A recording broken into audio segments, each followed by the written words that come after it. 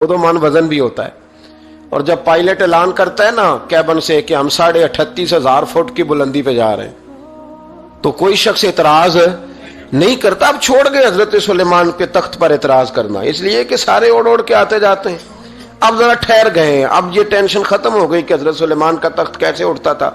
फिर एक नया एतराज शुरू हो गया, अलम तरा कैफा फअल रब्बुका बि अस्हाबिल फील, कि इतना छोटा सा कंकर और इतना छोटा सा बाबील और इतने बड़े हाथी को कंकर मारे तो इतने से कंकर से हाथी कैसे मर जाता है। बड़ी परेशानी थी भाई, कंकर छोटा हाथी बड़ा कैसे मर गया। फिर अल्लाह ने फजल किया तो बंदूक की गोली ईजाद हो गई। कहने लगे नहीं नहीं, प्रेशर से लगे तो हाथी मारी जाता है। अब उसके बाद दोबारा इस बात पर एतराज नहीं करते। पहले कहते थे कि इंसान कैसे जाता है, क्यों कर जा सकता है, मुमकिन कैसे है, ये मतलब कैसे हो गया, मिराज कैसे हुई। तो फिर एक बंदा चांद से तो हो आया है, और जिसने वो बंदा चांद पे उतारा है उसने कहा है कि ये आखिरी मंजिल नहीं, इससे आगे भी इंसान जा सकता है। तो मेरे मुस्तफा करीम ने फरमाया तुम तो अब जाने की बातें करते हो ना, जहां तक मैं हो आया हूं तुम सोच भी नहीं सकते।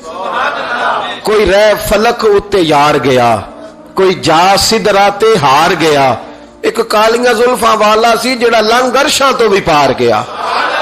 मैं तुम नहीं ना जा सकते, तुम कच्ची बातें, कमजोर बातें। और एक और बात मैं आपको अर्ज करूं, नबी करीम अलैहिस्सलाम के लिए काम इतना मुश्किल नहीं था जितना कौम समझती है ना।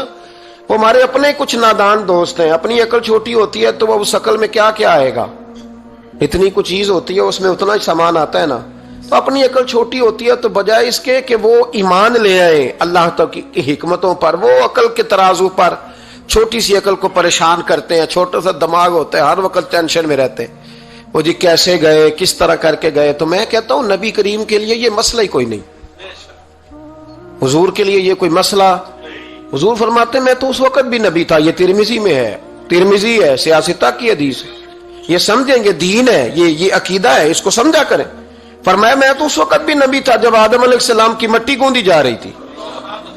तो महबूब तो पहले भी उन सारे नजारों को जानते हैं, हर चीज हुजूर की नजर में है।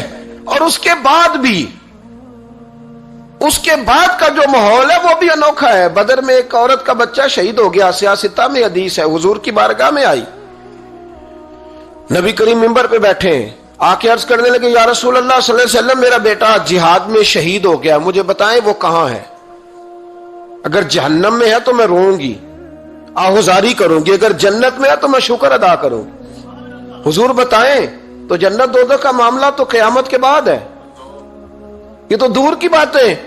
मदीने में बैठकर, मस्जिद नबी में बैठकर बीबी ने सवाल कर दिया। हुजूर ने नहीं फरमाया कि बीबी ये तो क़यामत में पता चलेगा ना, हुजूर बेटा कहां है। हुजूर ने यूं नजर उठाई, फरमाया बीबी जन्नतें हैं 8, जो सबसे आला जन्नत है ना वो अल्लाह ने तेरे बेटे को अता फरमाई, सबसे आला जन्नत में है तेरा बेटा। मरहूम आजम चिश्ती ने एक जुमला कहा तो उन्होंने कमाल कर दी। कहने लगे ऐसा कोई महबूब कहीं होगा न कहीं है, बैठा है चटाई पे मगर अर्श नशी है। और एक जुमला इतना शानदार है, इतना शानदार है कि मैं जब पढ़ता हूं तो मैं मरहूम के लिए दुआ करता हूं। उन्होंने कहा कि तू जो चाहे तो हर शब हो मिसाले शब असरा।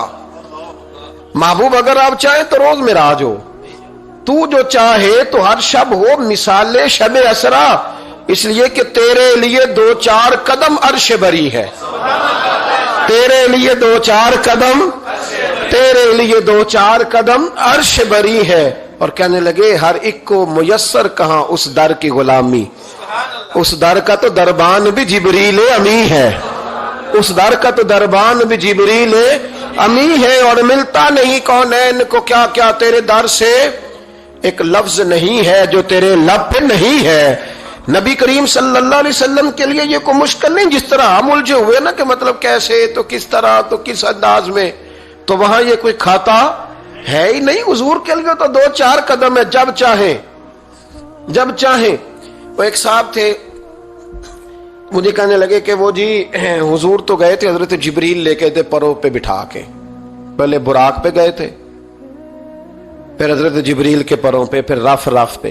वैसे तो नहीं ना बशर जा सकता, تو میں نے کہا چلو مہربانی کرو تم بھی کسی دن براق پہ بیٹھ کے چکر لگا ہی جاؤ، کوئی کوشش کرو نا یار، کسی جگہ پہ ٹھہرو تو صحیح۔ عجیب فلسفہ کہتے حضور، تو میں نے کہا چلو وہ تو رف رف تھی، حضرت جبریل کے پر تھے، براق تھا، تو وہ جو نبی پاک بعد میں 9 مرتبہ گئے اور آئے، حضور 50 نمازیں لائے نا، تو حضرت موسیٰ نے کہا کہ محبوب نہیں پڑھی جائیں گی، تو حضور گئے، 5 کی معافی ہوئی، پھر آئے، تو حضرت موسیٰ نے کہا کہ محبوب نہیں، یہ نہیں ہوگا۔ یہ بھی نبی پاک کی فرما برداری ہے اللہ کی بارگاہ میں۔ حضور نہیں کہتے ٹھیک ہے یا اللہ تو 50 کہتا ہے تو 50 ہی قبول ہے۔ حضرت موسیٰ نے کہا محبوب نہیں، آپ کہیں، آپ کہیں۔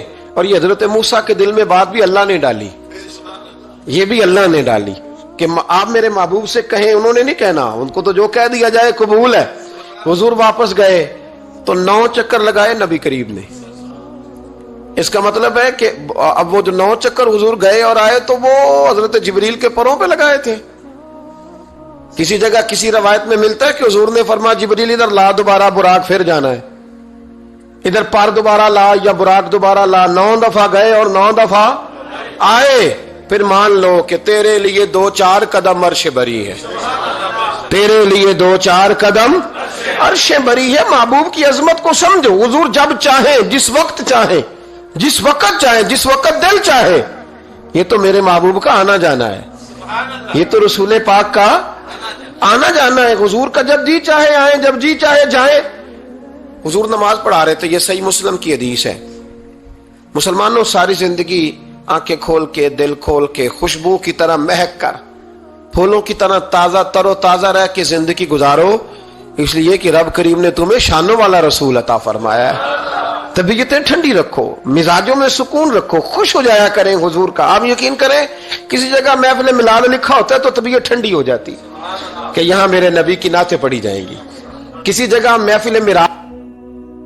ویڈیو دیکھنے کا شکریہ۔ اگر آپ چینل پر نئے ہیں تو سبسکرائب کر لیں اور ساتھ ہی ساتھ بیل آئیکن پر بھی کلک کر دیں تاکہ یوٹیوب ہماری ہر ویڈیو کا نوٹیفیکیشن سب سے پہلے آپ کو بھیج دے۔ جزاک اللہ۔